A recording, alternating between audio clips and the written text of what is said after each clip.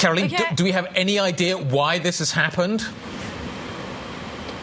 Well, it's probably because of the situation with the Republicans. I mean, obviously, the Republican Party reacted pretty badly last night after the nomination of this cabinet.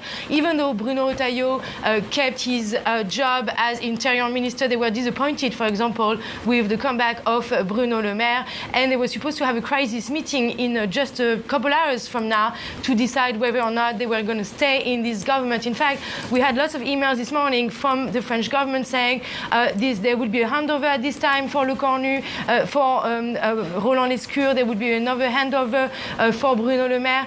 And now everything is collapsing already. 3.5 weeks with this Prime Minister Sebastien Lecornu. And as many analysts have been saying all morning, we are now getting very, very close to perhaps new fresh legislative elections. In terms of where Macron therefore stands, what does he do now? We've been through a series of governments. None of them are able to deliver what he needs them to be able to deliver. Is there another person that he can tap near term to run a government? What happens next in this process now that Lecornu has gone?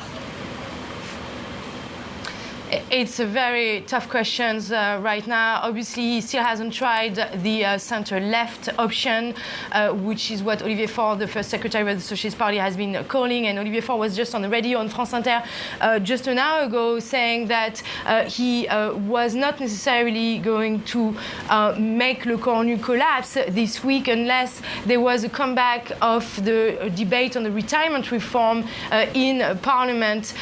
So that's kind of one last option, but clearly we could also head towards fresh presidential elections. That's another option.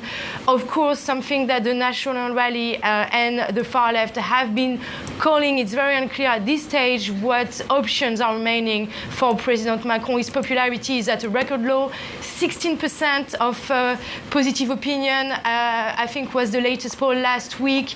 So clearly within his own camp, it's almost impossible for him to keep any sort of coalition together, even with the center-right.